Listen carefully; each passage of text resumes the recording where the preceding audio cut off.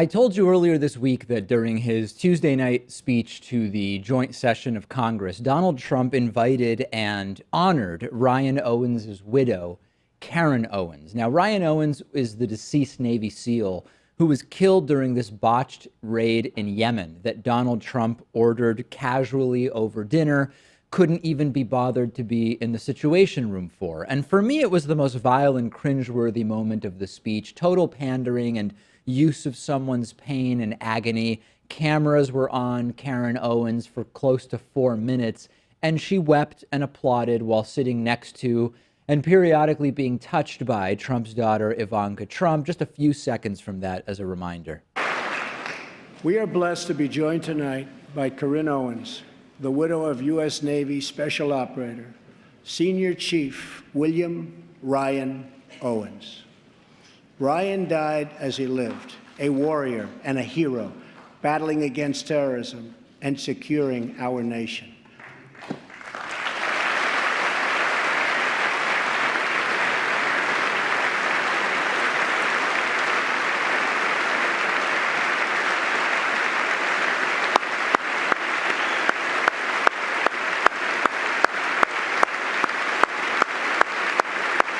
Yeah, so it went on for nearly 4 minutes. Trump talked about her husband's sacrifice, which of course was a result of Trump opting casually to do this raid, which the Obama administration had been presented with the opportunity to do, opted not to, because in Obama's estimation, the potential rewards were heavily outweighed by the risks.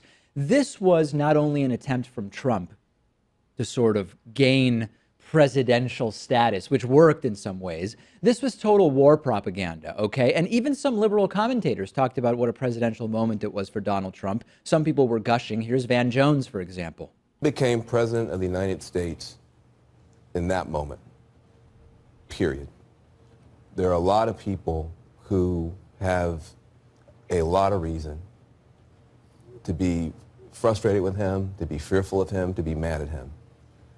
But that was one of the most extraordinary moments you have ever seen in American politics, period. And he did something extraordinary. And for people who have been hoping that he would become unifying, hoping that he might find some way to become presidential, they should be happy with that moment. Some people who watch our show responded to that by emailing me and saying, look, Van Jones was able to put partisanship aside and praise the president. Well, he was just wrong. The Intercept had a good article about this by Glenn Greenwald, someone I don't always agree with, but it was a very solid article. And it points out that this isn't something unique to Trump. President Obama honored injured vets with standing ovations. George W. Bush did the same thing. Many presidents have.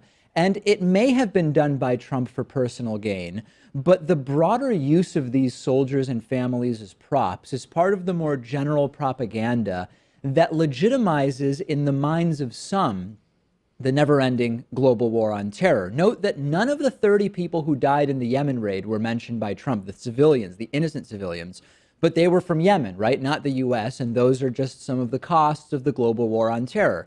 A standard U.S. war propaganda tactic is focus only on our soldiers and their spouses and families, but ignore the countless innocent people killed overseas by our military actions, and the numbers are way, way bigger there.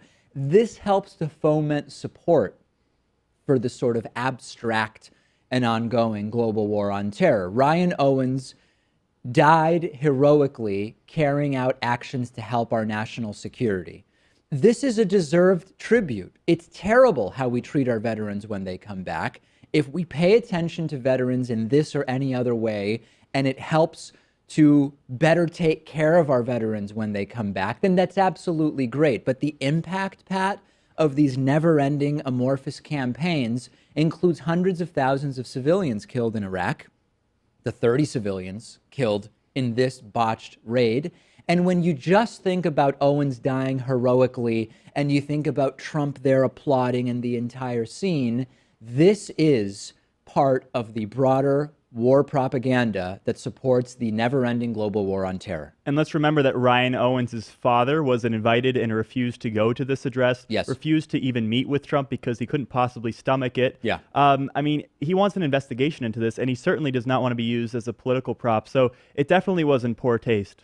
The other propaganda effect of this is that it frames only the U.S. as the victims of these campaigns, right? We're the good guys. We're victimized by terror from other countries. And then because we've got to do the duty of sending people like Ryan Owens over, sometimes people like Ryan Owens die, and then we're victimized again. We're only the victims. We're never the perpetrators of any wrongdoing.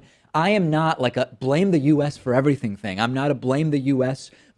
foreign policy singularly for radical extremism around the world. That's not what I'm doing, and I hope people won't hear me saying this and think that that's what I'm saying. Propaganda is being used to manipulate people by priming and allowing them to empathize only towards American lives rather than all of those affected by the consequences and the loss of war. And yes, Donald Trump's botched decision here led to an American death, but it also led to 30 Yemeni deaths. Send me your thoughts on this. Agree? Disagree? Am I missing something? I'm on Twitter at @DPakman. I am also on Twitter as The David Pakman Show, at David Pakman Show.